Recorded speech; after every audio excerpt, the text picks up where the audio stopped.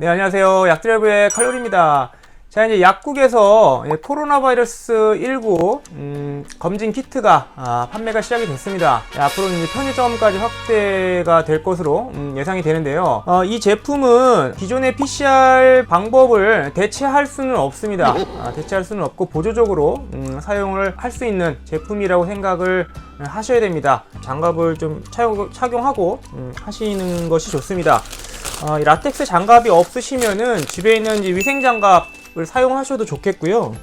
아무튼 오염이 되면은 검사 결과에 영향을 미칠 수 있기 때문에 장갑을 끼고 사용을 하시는 게 좋겠습니다. 그래서 저도 장갑을 먼저 착용한 다음에 개봉을 해보도록 하겠습니다.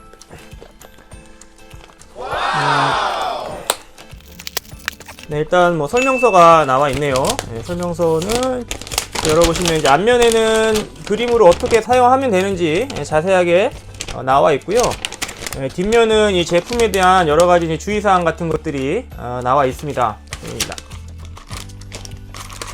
한 박스를 구매하시면은 2회 2번 사용하실 수 있는 분량이 들어가 있고요. 이렇게 한 세트, 세 가지로 구성되어 있는 한 세트가 두 세트가 들어가 있고요. 자, 이거는 이제 면봉, 코 속에 이제 넣어서 샘플을 채취하는 이제 면봉이 들어가 있고, 그다음에 이제 검사 테스트, 면봉에 묻힌 샘플을 희석하는 용기가 되겠습니다. 개봉을 해보겠습니다. 보시는 것처럼, 예. 이런 거 많이 보시지 않았나요? 바로 이제 임신 테스터기, 임팩이라고 부르고 있는 제품도 사실 이거와 원리도 똑같고 모양도 비슷합니다. 사용 방법도 유사하기 때문에 기존에 이제 임신 테스터기를 사용하신 분들은 조금 더 쉽게 사용하실 수 있을 거라 생각을 합니다. 그리고 이제 두 번째 패키지를 열면은 이렇게 이제 두 개가 나옵니다. 이제 이런 부분들을 나중에 이제 맨손으로 만지게 되면 검사에 영향을 미칠 수가 있기 때문에 장갑을 끼고 사용을 하시는 게 좋을 것 같고요. 네, 저 박스는 절대 찢어버리지 마시고요. 용액통의 홀더로 사용을 해야 합니다. 네, 고정을 잘 해주시고요.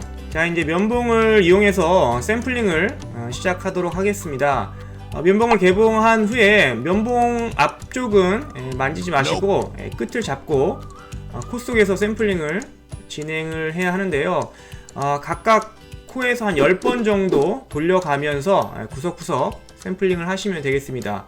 왼쪽 10번, 오른쪽 10번 샘플링을 구석구석 하시면 좋겠습니다.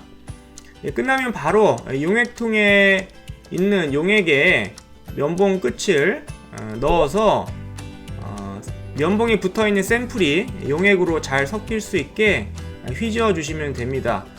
이도 마찬가지로 한 10번 정도 돌려가면서 면봉에 있는 샘플이 잘 떨어질 수 있게 해주시면 되겠습니다.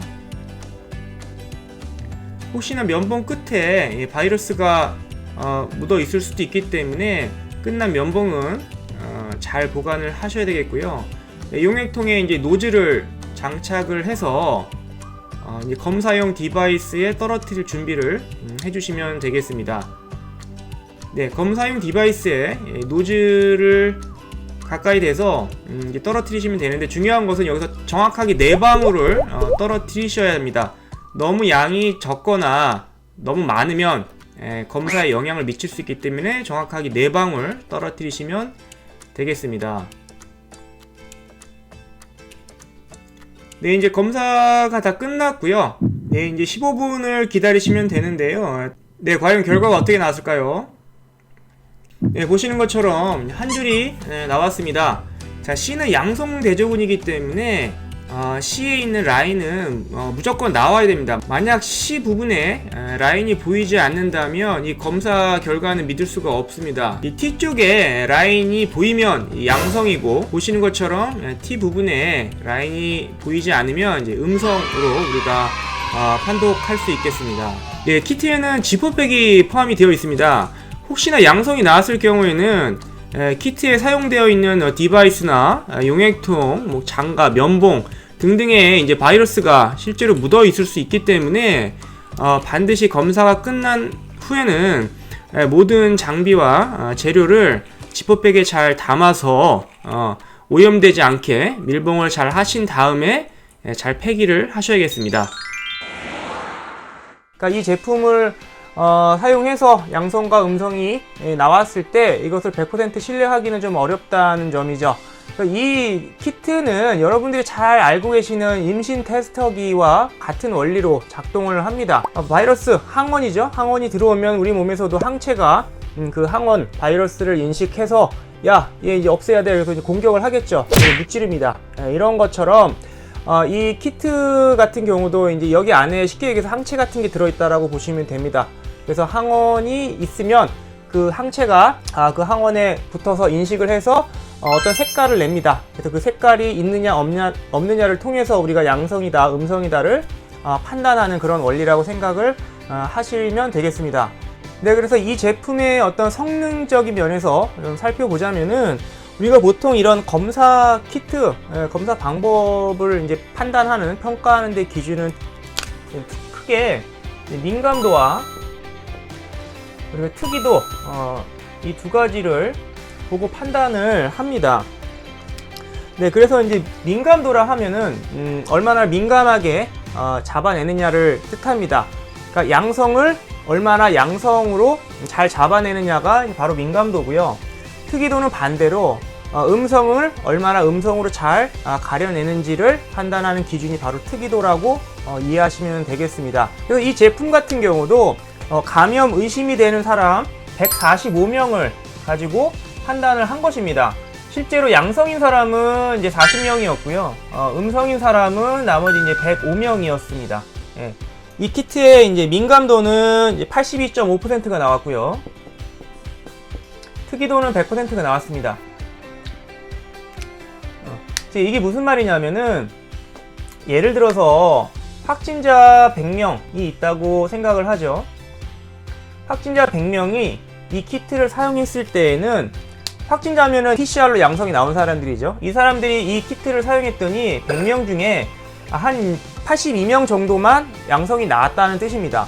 한 18명 정도는 양성인데도 불구하고 이 키트로는 못 잡아냈다라는 뜻이고요.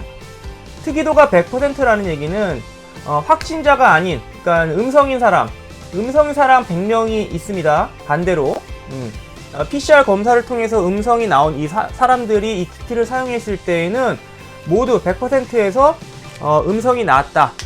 이런 의미라고 판단을 하시면 되겠습니다. 그래서 이런 민감도와 특이도는 이런 뜻이고요. PCR 방법은 그 유전자를 굉장히 많이 증폭을 시켜서 증폭된 유전자를 확인을 한 것이기 때문에 민감도가 굉장히 높습니다. 하지만 임신 테스터기나 지금 이런 키트 같은 경우는 있는 그대로의 그 바이러스를 잡아내서 인식해서 이 색깔로 표현하는 거기 때문에 그만큼 민감도가 PCR보다는 떨어질 수밖에 없습니다. 일반적으로. 예를 들어서 쉽게 바이러스를 마리라고 표현을 해보겠습니다. PCR 같은 경우는 예를 들어서 한 10마리 정도의 바이러스만 있어도 검출을 해냅니다. 그만큼 민감도가 뛰어납니다. 하지만 이 키트를 했을 때에는 10마리의 바이러스는 못 잡아내지만 한 100마리나 한 500마리 정도의 바이러스가 있으면 잡아낼 수 있다는 것이죠. 그만큼 그 민감도의 차이가 있습니다. 그거는 뭐 PCR 방법과 지금 이제 이 항원항체의 반응을 이용한 이 키트의 원리와의 뭐 일반적인 차이라고 볼 수가 있겠죠. 그래서 어쩔 수 없는 그런 한계점이 있습니다.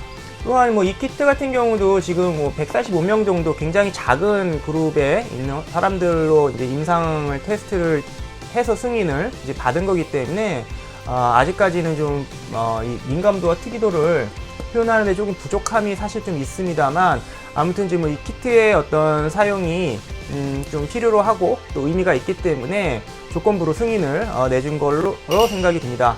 네, 아무튼 그래서 이 제품은 PCR을 대체할 수는 없지만 상황에 따라서 굉장히 빠른 시간 내에 한 15분 내에 그래도 꽤나 높은 민감도와 특이도를 보여주고 있기 때문에 의미가 있다고 생각이 들고요. 그래서 필요에 따라서 적절하게 사용하시면 좋을 것 같습니다. 감사합니다.